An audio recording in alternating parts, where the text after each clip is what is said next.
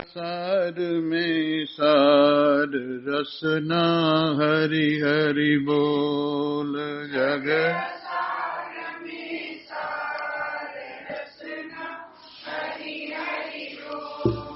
जग असार में सार रसना हरि हरि बोल।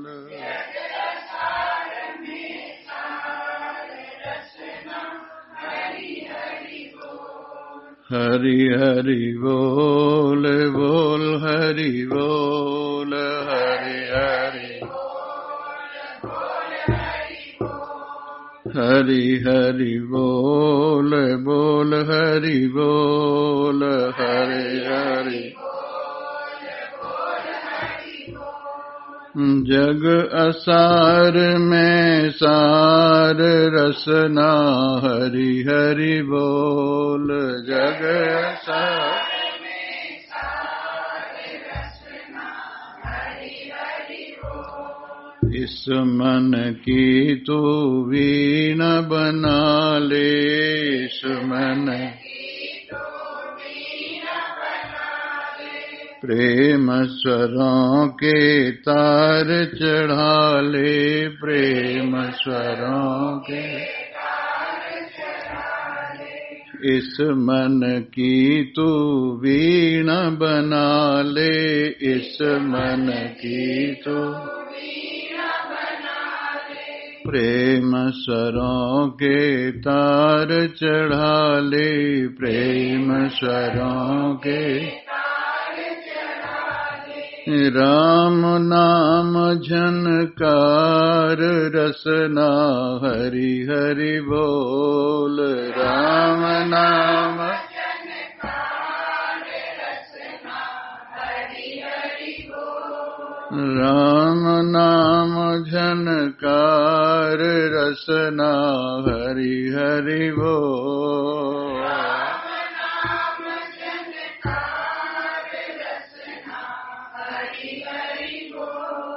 हरि हरि बोल बोल हरि बोल हरि हरि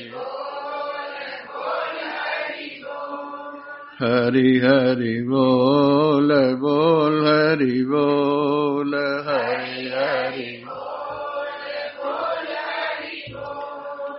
जग असार में सार रसना हरि हरि बोल।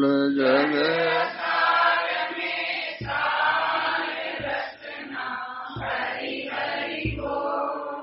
जग असार में सार रसना हरि हरि बोल।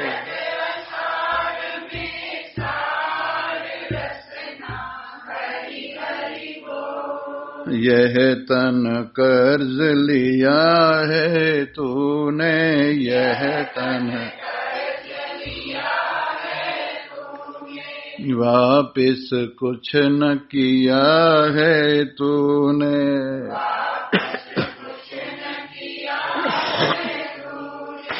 यह तन कर्ज लिया है तूने। यह तन वापिस कुछ न किया है तूने।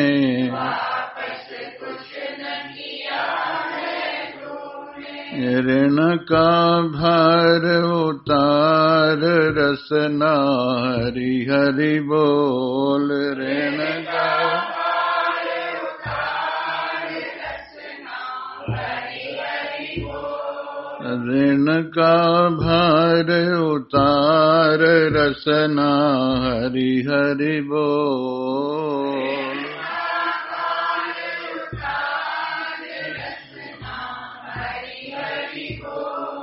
हरि हरि बोल बोल हरि बोल हरि हरि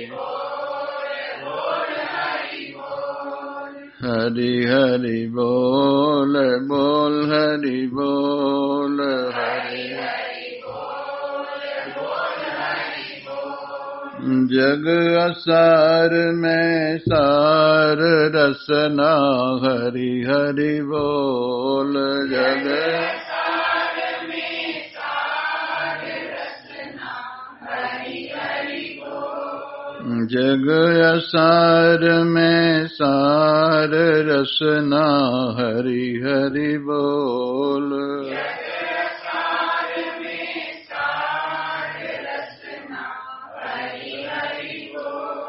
शबरी अहिल्या मीराबाई शबरी राम नाम से मुक्ति पाई राम नाम से मुक्ति पाई। शबरी अहिल्या मीराबाई शबरी अहिल्या राम नाम से मुक्ति पाई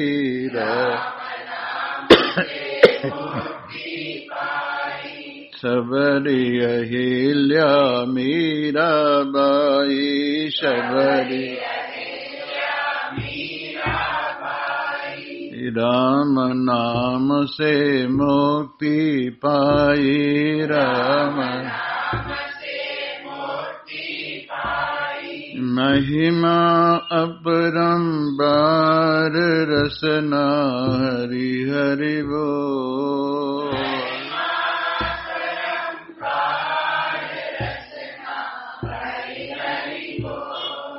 जग असार में सार रसना हरि हरि बोल।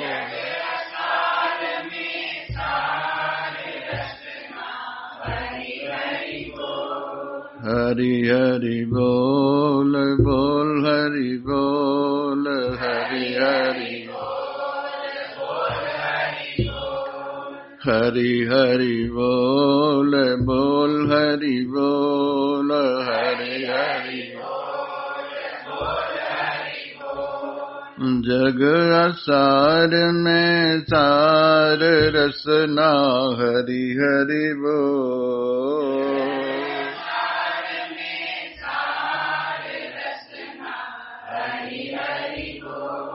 जिस जिसने हरि नाम लिया है जिस जिसने हरि नाम लिया है उसका बेड़ा पार किया है उसका बेड़ा पार किया है। जिस जिसने हरि नाम लिया है जिस जिसने उसका बेड़ा पार किया है उसका बेड़ा पार किया है। यही जगत में सार रसना हरि हरि बोल। यही जगत में सार रसना हरि हरि बोल। हरि हरि बोल बोल हरि बोल हरि हरि बोल बोल हरि बोल। हरि हरि बोल बोल हरि बोल हरि हरि बोल बोल हरि बोल। हरि हरि बोल बोल हरि बोल हरि हरि बोल बोल हरि बोल। जग असार में सार रसना हरि हरि बोल।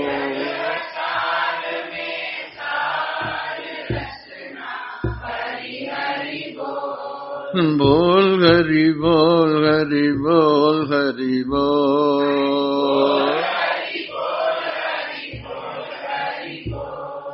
बोल हरि बोल हरि बोल हरि बोल।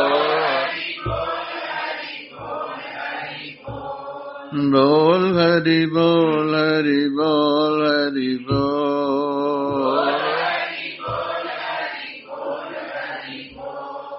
बोल हरि बोल हरि बोल हरि बोल। बोल हरि बोल हरि बोल हरि बोल।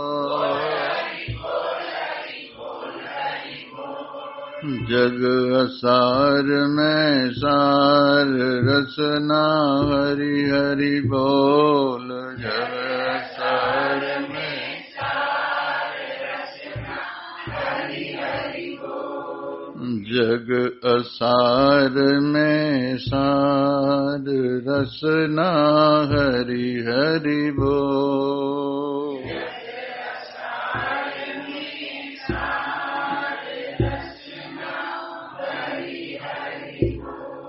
बोलो कृष्ण भगवान की।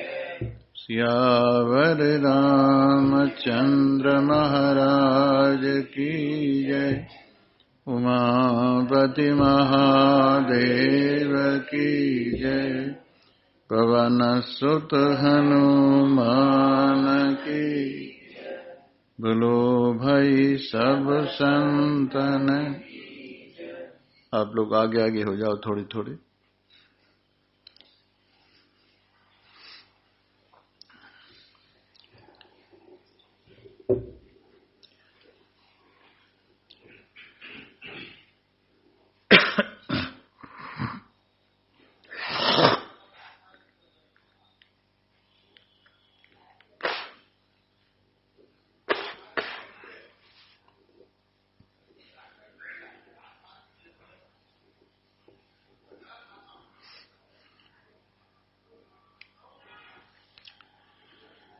उपस्थित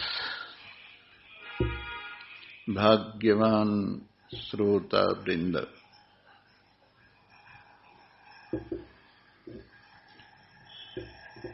जीवन की ये मधुर मधुर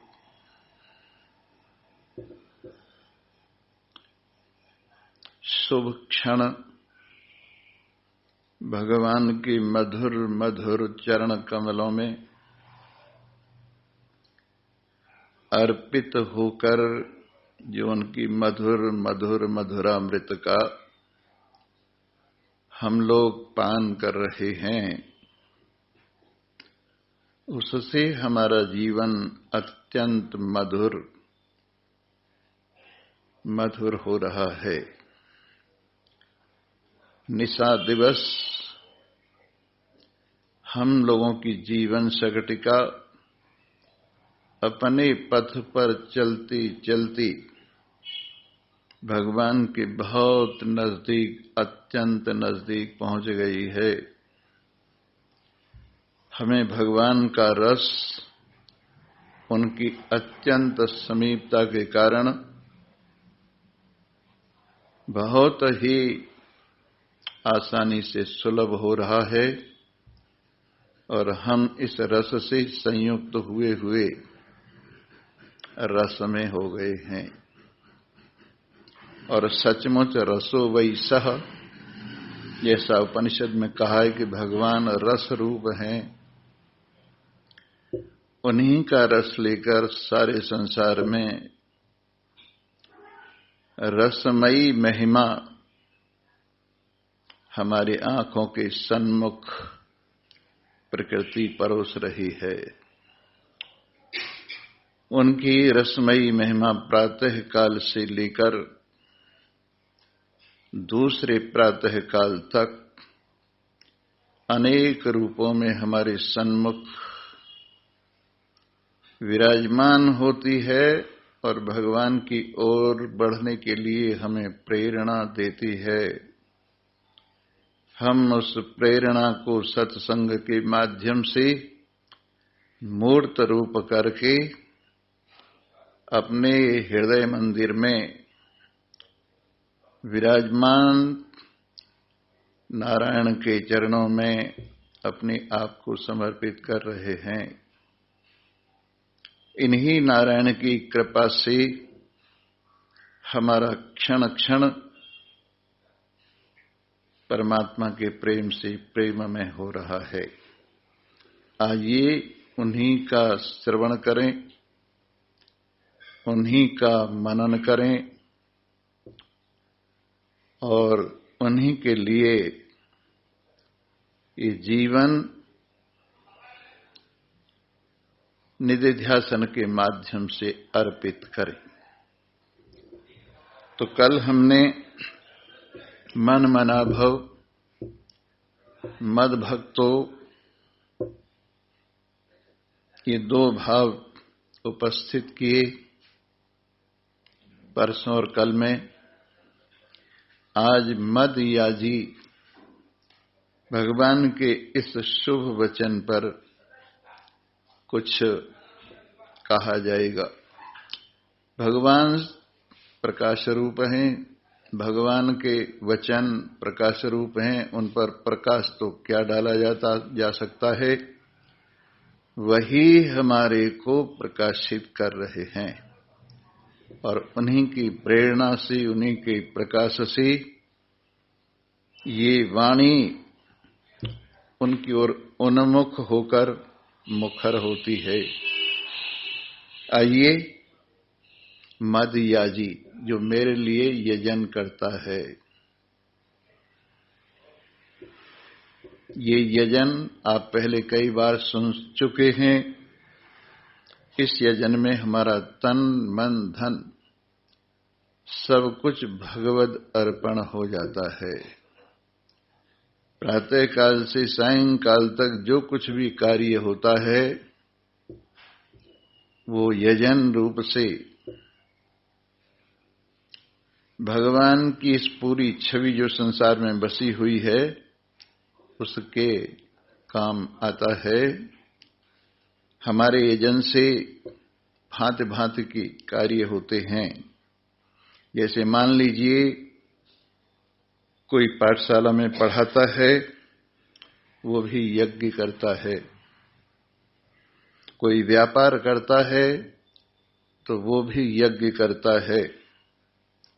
कोई घर में काम करता है, झाड़ू तक लगाता है तो वो भी यज्ञ होता है। जो कुछ भी संसार में हो रहा है हमारे द्वारा वो सब यज्ञ ही है। और ये यज्ञ भगवान के लिए किया हुआ भगवान की तृप्ति का हेतु होता है, जिससे कि भगवान कृपा करके हमें तृप्त कर देते हैं। आपको मालूम होगा विरोचन के पुत्र प्रहलाद के प्रपौत्र बलि, और वो एक बहुत बड़ा यज्ञ कर रहे हैं। और वो यज्ञ उन्होंने विशेष रूप से भगवान की प्राप्ति के लिए किया है और सामान्य रूप से स्वर्ग का राज्य प्राप्त करने के लिए किया है। स्वर्ग का राज्य तो वो असुर बिरादरी के वैभव को बढ़ाने के लिए चाहते हैं और भगवान के लिए ये जो यजन हो रहा है उससे भगवान का प्यार अपने लिए चाहते हैं। उस यज्ञ से दोनों काम हो रहे हैं, संसार के लिए भी और अपने लिए भी। भगवान से उनकी कृपा प्राप्त की जाने के लिए यज्ञ हो रहा है, परंतु केवल देवताओं ने ये समझा कि ये हमारे स्वर्ग लोक मात्र के लिए बलि का यज्ञ हो रहा है। और उन्होंने भगवान से प्रार्थना की, ये 100वां यज्ञ है उनका, अगर ये भी पूरा हो गया तो बलि स्वर्ग को हमसे छीन लेगा, फिर हमारा क्या सहारा रहेगा। इंद्र ने कहा अभी हमारा समय है, उस समय में किसी तरह से कटौती नहीं होनी चाहिए। तो उनकी प्रार्थना पर भगवान ने कहा हम दोनों काम करेंगे तो हमारा स्वर्ग भी बचा रहेगा और बलि का प्रेम भी अमर हो जाएगा। और भगवान होते होते उस यज्ञ के मध्य में ही वामन रूप धारण करके उस यज्ञ के समीप, महाराज बलि के समीप और दुर्वासा जी के शुक्राचार्य जी के समीप पहुंची। शुक्राचार्य जी यज्ञ करा रहे थे। यज्ञ के बीच में ही इन्होंने जोर से आवाज लगाई, नारायण हरि। शुक्राचार्य समझते थे नारायण हरि किस लिए है, और उन्होंने बलि को कहा तुम उधर ध्यान मत दो, तुम यज्ञ में लगे रहो। अब यज्ञ के पूर्ण होने में कोई विशेष देर नहीं है, उधर ध्यान मत दो। लेकिन बलि के सन्मुख कोई भिक्षा लेने के लिए कहे तो बलि से बिना ध्यान दिए भला कैसे रहा जा सकता है। कहने लगे प्रभु ये यज्ञ तो हो ही रहा है, आपकी कृपा से हो ही जाएगा, पर हमें इनकी नारायण हरि भी सुननी चाहिए। और इतने में वामन भगवान यज्ञशाला में प्रवेश कर गए। इतनी अनुपम छवि थी उनकी कि यज्ञ की अग्नि भी उनको नमस्कार करने के लिए उत्थान को प्राप्त हुई, और सब सभासद भी जो यज्ञ में सम्मिलित थे वो भी उनके तेज से पराभूत से होकर उनको नमस्कार करने के लिए तत्पर हुए। और महाराज बलि का तो इतना ध्यान उनमें केंद्रित हुआ कि वो भूल गए कि मैं कोई यज्ञ भी कर रहा हूं, और उन्हीं को देखने में लगे रहे। उनसे प्रार्थना की, आपने इस यज्ञ में आकर इस यज्ञ को सफल कर दिया है, आप कृपा करके मेरे ऊपर जो यहां आकर कृपा की है उसके लिए मैं आपसे प्रार्थना करता हूं, आपको क्या चाहिए। शुक्राचार्य जी रोकते रहे, नहीं नहीं इनसे बात मत करो, तुम अपने काम में लगे रहो, पता नहीं ये क्या मांग ले वे, ये कोई साधारण व्यक्ति नहीं है, लगता है भगवान विष्णु ही ये रूप धारण करके आए हैं।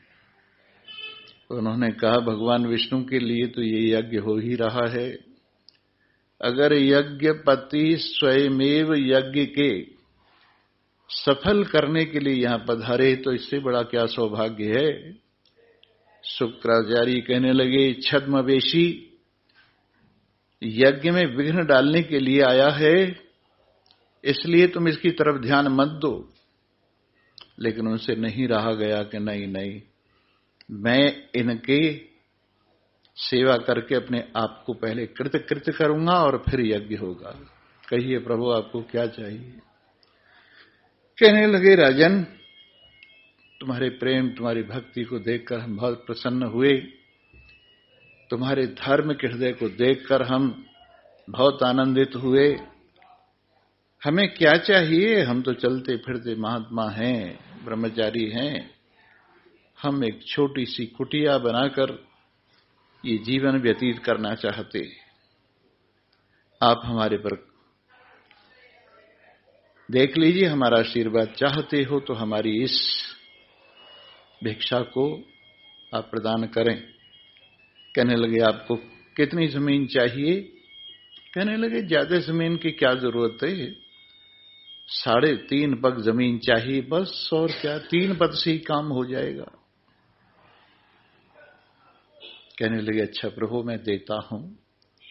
और उन्होंने संकल्प करने के लिए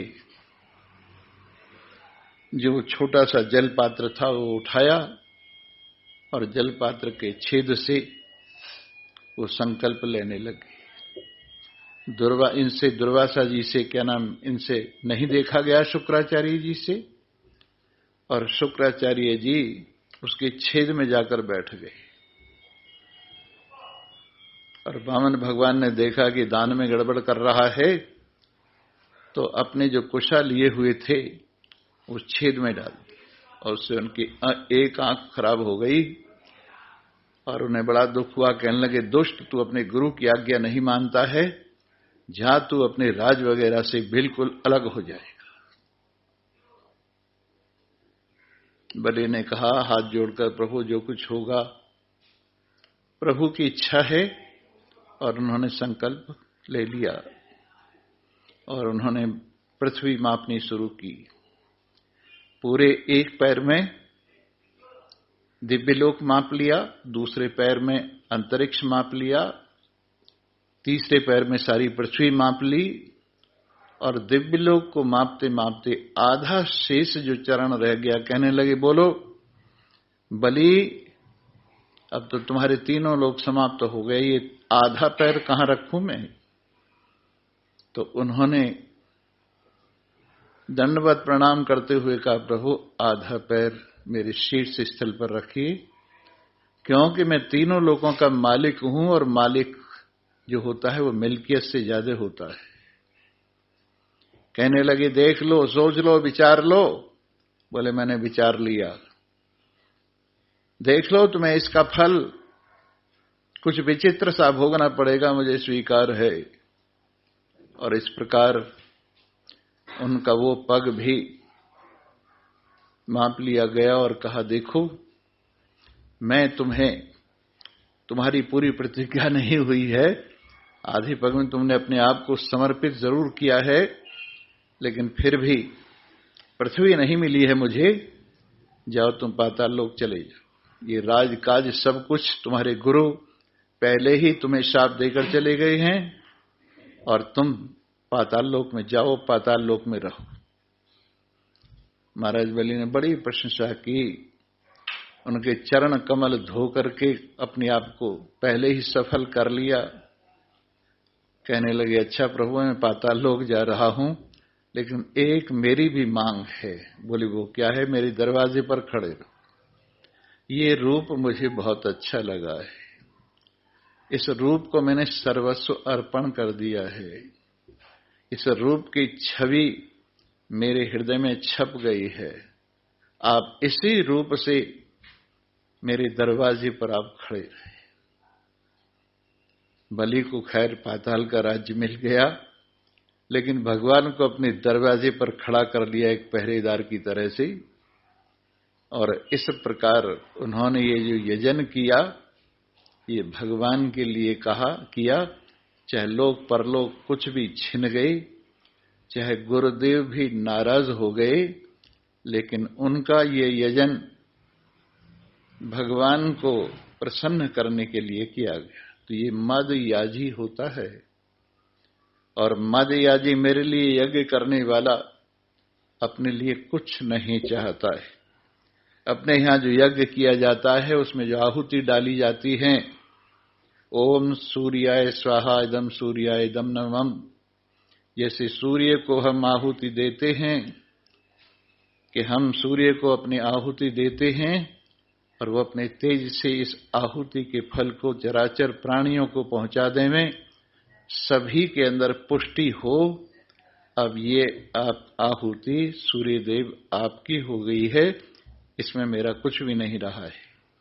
ऐसे ही ओम अग्नये स्वाहा इदम अग्नये इदम नमः, ये मेरी आहुति अग्निदेव आप स्वीकार करें, और अपनी महिमा से सर्व व्यापकता से सर्व प्राणियों तक आपकी पहुंच है, सब देवताओं तक आपकी पहुंच है, ये मेरी आहुति सबके लिए पहुंच जानी चाहिए। इस तरह से वो यजन करते हैं और अपने लिए कुछ भी नहीं चाहिए। कितना हृदय साफ हो जाता होगा जब भगवान के लिए ही कार्य किया जाता होगा।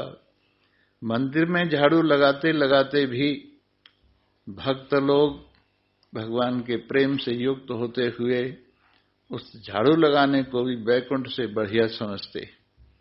इसी प्रकार उनके द्वारा जो काम सौंपा गया है, वर्ण व्यवस्था के अनुसार उसको पालन करते हुए यही सोचता है कि भगवान की आज्ञा का पालन हो रहा है, ये मेरा कार्य सब भगवान सर्वव्यापक सब प्राणियों में रहने वाले भगवान के काम आ रहा है, ये जो मैं वस्त्र तैयार कर रहा हूं भगवान के लिए ही होंगे, ये जो सामान मैं बना रहा हूं भगवान के लिए ही होगा, ये जो कुछ भी मुझसे हो रहा है उससे भगवान प्रसन्न होंगे।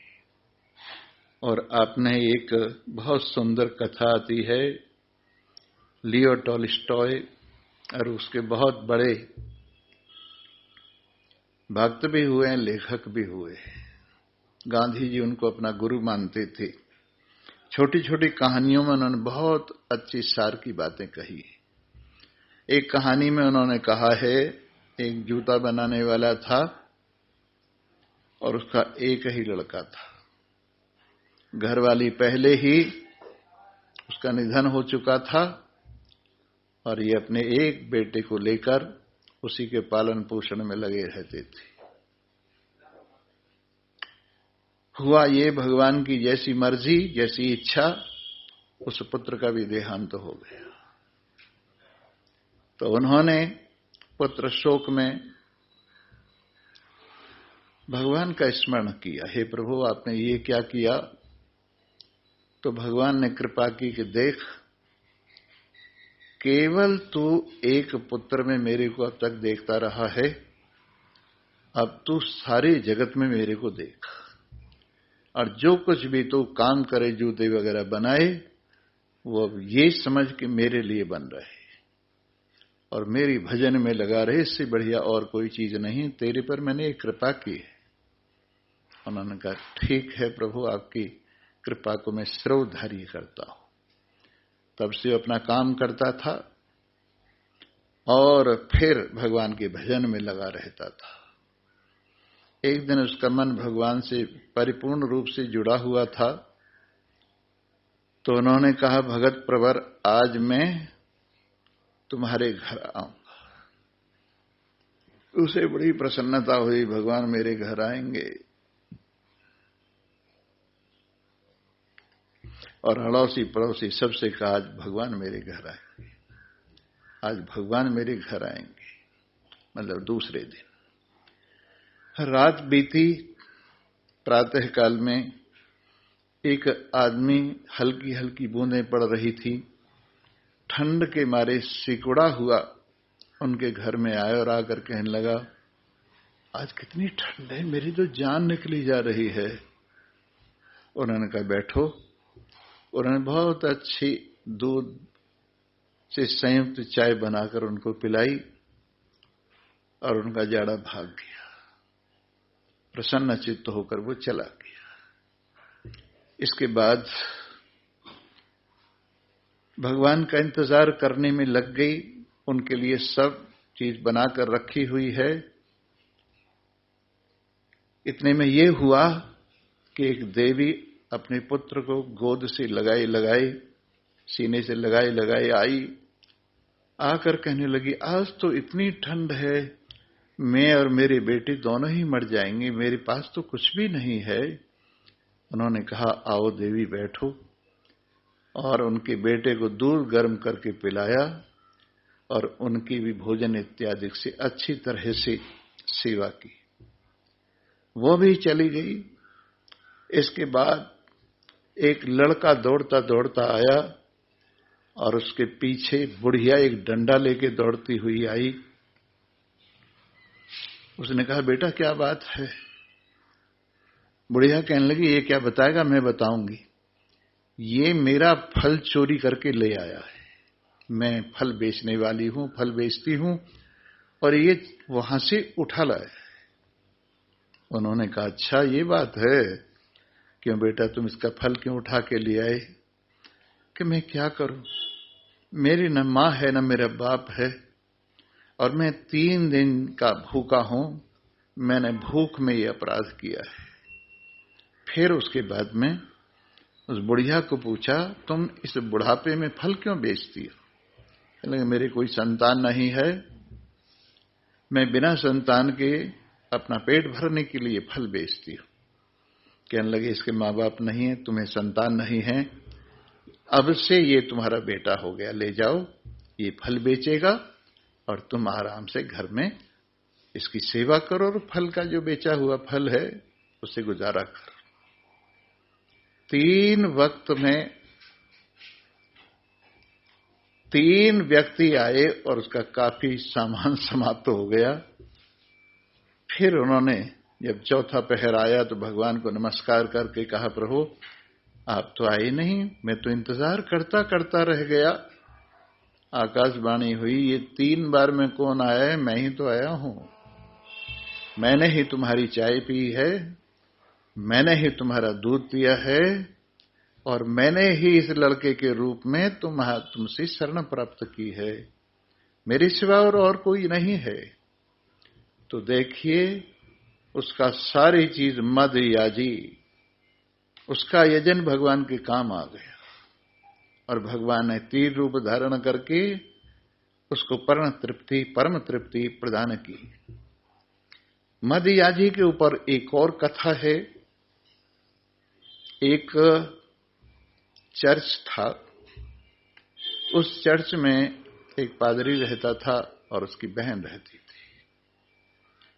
पादरी भी बड़े विचित्र किस्म का था, उसने शादी नहीं कराई थी, भगवान के लिए परिपूर्ण रूप से समर्पित हो गया था, और बहन भी भगवान की सेवा में लगी हुई थी। वो चर्च बहुत बड़ा चर्च था, उसमें बहुत बड़ी संपत्ति थी, पर उसके माध्यम से वो सब अतिथियों की सेवा करता था। जो भी आता था उसको भगवान का रूप समझता था और उससे वो उनकी सेवा करता था। एक दिन एक ऐसा विचित्र व्यक्ति आ गया चर्च में, जिसके सीने पर एक पट लटका हुआ था और उस पे ये लिखा हुआ था, ये महाचोर है, कई बार जेल काट चुका है चोरी के मामले में, इसको कोई अपने घर पे न ठहराए, और अगर घर पे ठहराए तो अपने आप अपनी जिम्मेदारी पे ठहराए, हमारी कोई जिम्मेदारी नहीं। वो आ गया रात को और आकर के चर्च में प्रवेश किया उसने, और पादरी ने कहा, ओ प्रभु पधारो। कहने लगे, पधारूं तो सही, मुझे भूख भी लग रही है, मैं आवास भी चाहता हूं, लेकिन पहले आप मेरे गले में पड़ी हुई पट्टी पढ़ लो। उसने कहा, हां मैंने पढ़ ली, तुम्हारे गले में वही पट्टी पड़ी हुई है जिस पे लिखा हुआ है कि मैं ईसा हूं, तेरी सेवा लेने के लिए यहां आया हूं, और भगवान की सेवा मेरे माध्यम से सबसे अधिक हो सकती है, मैंने पढ़ लिया है, आओ। उसे बड़ा आश्चर्य हुआ, वो अंदर प्रवेश कर गया, लेकिन शक्ल सूरत से ऐसा था उसकी बहन भी डर गई। कहने लगी, भैया ये तो शक्ल सूरत से ही बहुत खतरनाक आदमी लगता है, मुझे तो डर लग रहा है, इसको मत ठहराओ। देखो बहन, इसके चेहरे को मत देखो, इसके कपड़ों को मत देखो, इसके अंदर जो विराजमान है उसको देखो। इस रूप में ये हमारे से सेवा लेने के लिए आया है। बेचारी चुप हो गई। भोजन वोजन बहुत ठाट बाट से जैसे करते थे कराया। इसके बाद अपने वाले कमरे में जिसमें वो शयन करते थे वहां उसको सुला दिया। वो कमरा क्या था? प्राचीन से प्राचीन वस्तुओं का एक बहुत बड़ा अजायब घर था। सोने चांदी से भरा हुआ था, बहुत से बर्तन वर्तन ये वो। अब उसे देखा, पहले तो ये सोचा, देखो ये कितना विचित्र आदमी है, मुझे कोई नहीं ठहरा सकता था, लेकिन इसने मुझको ठहरा लिया। बड़ी अजीब बात है, इसने मुझको ठहरा लिया। वाह वाह, मैं अपने मन में कोई दूषण नहीं आने दूंगा। लेकिन फिर वो आदत कहने लगी, हमें क्या है, बुढ़ा मरे चाहे जवान, अपनी हत्या से ही काम। बर्तन वर्तन सब बांध ली, गठरी बांध ली, और वो सिर पर रख के रात के अंधेरे में बाहर निकला। लेकिन वहां पहरा लगता था, उन्होंने रोक लिया, कौन है, कहां जाता है? वो बेचारा बड़ा दुखी हुआ, उसको पादरी के पास में लाया गया। कहने लगे, ये सब सामान ये चोर लिए जा रहा है। वो कहने लगे, चोर नहीं है, ये सामान इसको मैंने दे दिया है, ये अपने आप उठा के नहीं ले जा रहा, मैंने दिया है इसको, और इसको आवश्यकता है। जाओ मित्र, इस सामान से तुम कोई काम अपना जमाना, उसको बेचकर और भगवान का स्मरण करना।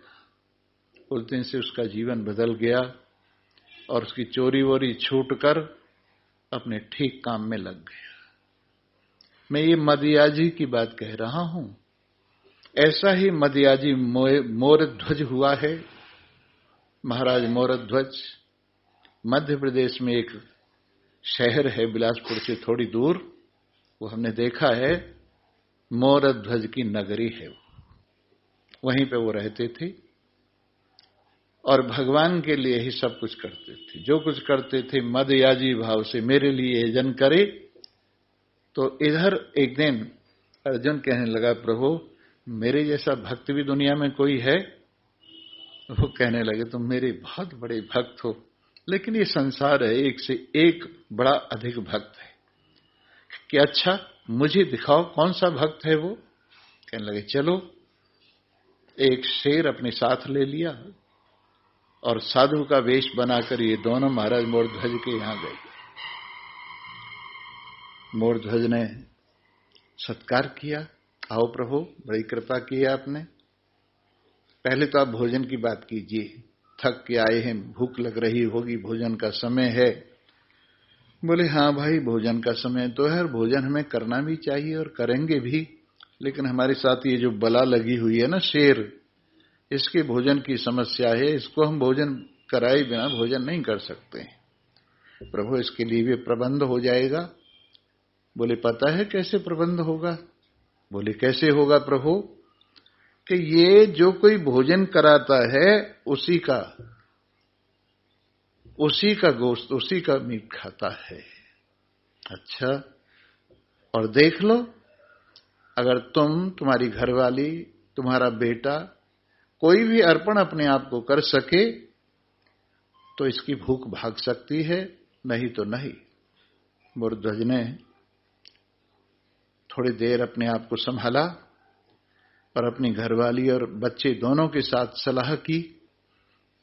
वो कहने लगा, देखो मैं शेर के प्रति अर्पण होता हूं और तुम अपने बेटे को संभालना और बेटा अपनी मां को संभाले, इस तरह से प्रेम पूर्वक राज्य करो। उनकी घरवाली कहने लगी, नहीं नहीं, मैं अपने जीते जी अपनी सुहाग को नहीं उजड़ने दूंगी, इसलिए मैं अर्पित होती हूं। आप कोई दूसरी शादी कर लेना, अपने बेटे को संभाल लेना और मैं इस शेर का भोजन बनने के लिए तैयार हूं। बेटा कहने लगा, नहीं, ये नहीं हो सकता, मैं अपने देखते देखते अपने मां बाप को आपत्ति आते हुए नहीं देख सकता, इसलिए अच्छा यही है कि मैं ही अर्पित होऊंगा इसके, और आप मेरे पर कृपा कीजिए, मुझे ही अर्पण कीजिए। जैसे तैसे तैयारी हो गई। भगवान कहने लगा, ठीक है, लेकिन ये आधा हिस्सा खाएगा, पूरा हिस्सा नहीं खाएगा। जो दाहिने वाला हिस्सा है वो खाएगा, बाएं वाला नहीं खाएगा। और स्वयं राजा और रानी इसके 2 हिस्से करें। जो आरा होता है जिससे लकड़ी चीरी जाती है, वो उनके सिर पर रखा गया और एक और राजा और एक और रानी दोनों उस आरे को चलाने लगे। कहने लगे, देखिए आंसू अगर आ गए तो अपवित्र हो जाएगा, ये आंसू नहीं आने चाहिए। आंसू भी किसी तरह से रोके। जब दोनों आरा चलाते चलाते आंखों के समीप पहुंचे तो उनकी बाईं आंख से आंसू आए उस लड़के के। कहने लगे, क्यों, क्या बात है, ये क्यों रो रहा है? कहने लगे, प्रभु मैं रो नहीं रहा हूं, बल्कि मेरा आधा अंग रो रहा है और ये कह रहा है कि ये आधा अंग तो काम आ जाएगा साधुओं के, लेकिन मैं जो रह गया हूं, मैं किस काम का हूं, मैं काम आना चाहिए था, इसलिए ये आंख में से आंसू निकले। थोड़ी देर में 2 हिस्से कर दिए गए। कहने लगे, अब आपका शेर भोजन करे। और प्रभु आप कहने लगे, हाँ तुम्हारे घर भोजन करें, ये तो पातक हो गया है तुम्हारे घर। कोई मरता है किसी घर में तो पातक होता है, पैदा होता तो सूतक होता है, अब तो पातक हो गया है, हम लोग कैसे भोजन करेंगे तुम्हारे घर में? लेकिन प्रभु ये पातक सातक जो कुछ है वो तो आपकी सेवा में ही हुआ है, इसलिए आप कृपा कीजिए कि हम तब भोजन करेंगे जब तुम्हारा बेटा आके परोसे। कहने लगे, ऐसे कैसे हो सकता है प्रभु, अभी आपके सन्मुख आपके चरणों में अर्पित तो हुआ है। बोले, नहीं, उसको आना चाहिए। आवाज हम लगाते हैं, वो आएगा। आवाज लगाई और बेटा ठीक ठाक होकर उनके सन्मुख उपस्थित हुआ। कहिए प्रभु कि अब हम भोजन करेंगे। खैर भोजन हो चुका। कहने लगे राजन अब वरदान मांगो।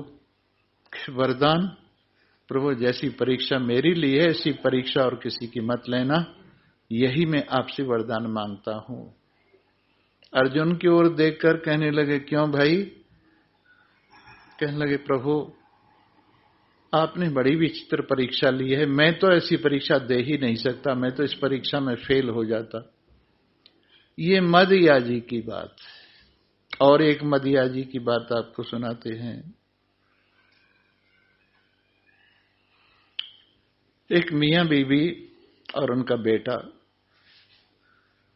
भगवान का भजन करते थे, मस्त रहते थे और साधु सेवा में तत्पर रहते थे। किसी वक्त कोई साधु आ जाए भोजन कराते थे। तो ऐसा हुआ कि उनके यहां पर कुछ भोजन करने के लिए साधु वृंद पधारे। आओ प्रभु बैठो। अब घर में देखा तो कुछ नहीं है, घर तो बिल्कुल खाली है। क्या करें? अब करें क्या हम?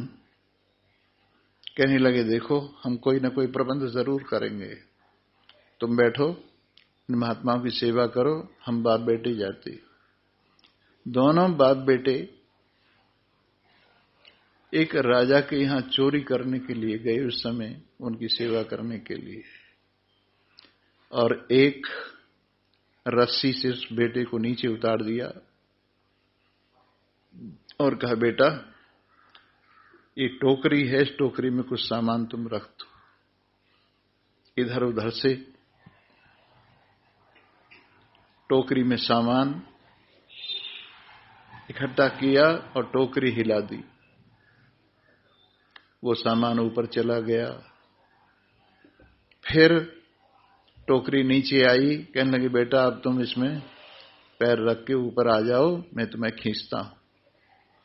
इतने में राजा के खजाने में जागरण हो गया, जागृति हो गई और नीचे से एक आदमी ने उसके पैर पकड़ लिए। सिर ऊपर आ चुका था छेद के और उसने पैर पकड़ लिए। और इसके बाद उसने सोचा हमारी चोरों में गिनती होगी, ये तो बहुत बुरी बात है, चलो हम चोर न कहाएं। अपने बेटे का सिर काट लिया, पैर और धड़ नीचे गिर गई और वो सिर लेकर के और सामान लेकर के घर पहुंचा और उस सिर को एक तरफ रख के जो कपड़े में लपेट के लाए थे, कहने लगे भगतनी भोजन बनाओ। वो भोजन बनाने लगी। कहने लगे भोजन बहुत महंगा आया है। बोले महंगा आया है? कैसे महंगा आया है? तुम्हारे पुत्र की बलि देनी पड़ी। बोले प्रभु तब भी सस्ता है, पुत्र मेरा ही नहीं आपका भी है, लेकिन आपने अपने गृहस्थ धर्म का पालन किया साधुओं की सेवा के लिए और कहा महाराज भोजन कराओ। अरे भोजन तो कराएं, परंतु तुम्हारे हाथ से भोजन कैसे करेंगे? तुम्हारे हाथ तो पातक हो गया है। प्रभु अब जो कुछ हो गया है, खैर भोजन नहीं किया। सुबह हुई, राजा की ओर से घोषणा हुई किसी व्यक्ति का धड़ खजाने में गिरा हुआ मिला है, अगर किसी का ये धड़ हो तो ले जा सकता, उसको कोई दंड नहीं दिया जाएगा। उस धड़ को लाए अंतिम संस्कार करने के लिए, लेकिन उन्होंने कहा कि इस धड़ से सिर जोड़ो, तुम्हारी ये परीक्षा है, तुम्हारा बेटा मरा नहीं है, समर्पित हुआ है। और थोड़ी देर में वो जागृत हो गया। कहां तक सुनाए मदयाजी मेरे लिए यजन करने वाले किस तरह से अपने आप का समर्पण कर देते, इस तरह से परिपूर्ण रूप से। और कहां तक सुनाए भगवान के लिए यजन करने वालों की एक ऐसी लंबी लाइन है जिसको हम आपके सामने परिपूर्ण रूप से नहीं कह सकते। एक सज्जन के यहां महात्मा आ गए और वो सेवा करने के लिए सोचने लगे हमारे पास तो कुछ भी नहीं है। उनकी घरवाली कहने लगे काम करो, तुम मेरे बाल काट करके रस्सी बना ले जाओ और बाजार में बेचकर कुछ सामान तुम्हें मिल जाएगा। भला बताइए, भगवान के लिए कौन कोई साधारण आदमी ये काम कर सकता है? ये जो अपने अपने परमात्मा के प्रति जो समर्पण है, ये जो यजन है, सचमुच भगवान के लिए, भगवान का प्रेम क्या कुछ नहीं करा लेता। लेकिन भगवान के लिए जो यजन करते हैं वो सब कुछ यजन करने के बाद भी भगवान के प्रेम के लिए प्रसन्न होते हैं। कहते हैं सुख दुखों की चिंता है ही नहीं, भय है विश्वास न जाए कहीं। सुख दुखों की चिंता है ही नहीं। हे प्रभु, हमको आपने अपनी कृपा से संयुक्त करके इस भूमंडल पर भेजा है। हम साधारण आदमियों की तरह से जीने के लिए नहीं आए हैं। आपने हमें अपने प्रेम के लिए, लोगों के लिए उदाहरण बनाने के लिए भेजा है कि हम अपने सब कुछ तन मन धन से आपका कैसे यजन करके और कैसे आपको प्रसन्न करें। हे प्रभु, ये यजन आपकी प्रसन्नता के लिए है। जो कुछ भी है हम कहने के लिए कह देते हैं, तन मन धन सब कुछ है तेरा, तेरा तुझको अर्पण करते क्या लागे मेरा। लेकिन अर्पण कहाँ हो पाता है? हम लोग तो हर चीज में हिसाब लगाते हैं, कितना खर्च करना है, कितना किसको देना है, क्या करना है। लेकिन यजन करने वाले वो हिसाब नहीं लगाते। उनका काम बेहिसाब होता है, बेहिसाब। उनके प्रेम का जोश, उनकी सेवा का जोश इतना होता है कि वो अपने आप को भी कुछ नहीं समझते। रंत देव की कथा याद कीजिए, दधीची की कथा याद कीजिए। उस उदार की करत कथा सरस्वती बखानती, उस उदार से धरा कृतार्थ भाव मानती, उस उदार की सदा सजीव कीर्ति कूजती, उस उदार को सदा समस्त सृष्टि पूजती। असीम आत्म भाव जो असीम विश्व में भरे, है मनुष्य वो ही जो मनुष्य के लिए मरे। अरे मनुष्य के लिए मरने की बात तो है ही, लेकिन हमारे यहां तो पशुओं के लिए अपनी जान दी है। क्या समझकर इनमें भगवान रहता है, इनमें भगवान रहता है, प्रत्येक प्राणी में भगवान रहता है। और यदि हमारे इस अर्पण से भगवान की सेवा किसी भी रूप में हो गई तो हमारा जीवन धन्य धन्य हो जाएगा। इस प्रकार ऐसी भगवान के यजन की मस्ती, भगवान के प्रति समर्पण की जो मस्ती है, भगवान की कृपा से ही होती है। नहीं तो आदमी जरा सी चीज देते हुए भी सोचता है कि मेरा क्या होगा। पहले लोग सोचा करते थे यदि मैंने खा लिया तो देऊंगा क्या, और अब ये सोचते हैं यदि दे दिया तो खाऊंगा क्या। पहले लोगों के हृदय में ऐसी बात होती थी। गरीब से गरीब आदमी भी ये सोचता था कि अपने खाने से भी मुझे बचाना चाहिए देने के लिए। यदि मैंने खा लिया तो देऊंगा क्या, और आज ये है कि यदि दे दिया तो खाऊंगा क्या। इतना फर्क आ गया है। परंतु मदिया जी जो मेरा यजन करने वाले हैं, वो सभी प्राणियों में मेरा दर्शन करते हुए, समर्पण करते हुए, सब कुछ जो कुछ भी जिसका कर्तव्य है उससे भगवान की पूजा करते हुए भगवान की प्रसन्नता के, भगवान की कृपा का पात्र होते हैं और भगवान प्रसन्न हो जाते हैं। यही सद्ग्रंथ कहते हैं, यही सब संत गाते हैं। न जाने कौन से गुण पर दया निधि रीझ जाते हैं। यही सद्ग्रंथ कहते हैं, यही सब संत गाते हैं। न जाने कौन से गुण पर दया निधि रीझ, हे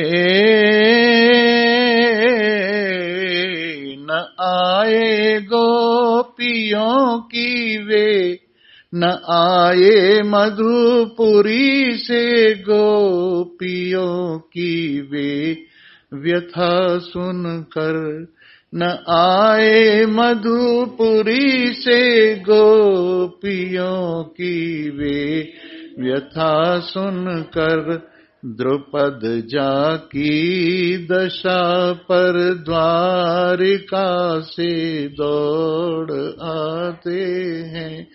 न जाने कौन से गुण पर दया निधि रीझ, यही सद्ग्रंथ कहते हैं, यही सब संत गाते हैं। न जाने कौन से गुण पर दया निधि नहीं स्वीकार करते हैं, नहीं स्वीकार करते हैं सुयोधन के वो भोगों को, नहीं स्वीकार करते हैं सुयोधन के सुभोगों को। विदुर के घर पहुँच कर भोग छिलकों का लगाते हैं, विदुर के घर पहुँच कर भोग छिलकों का लगाते।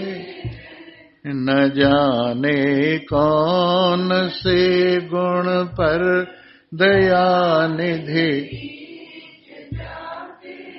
न रोए,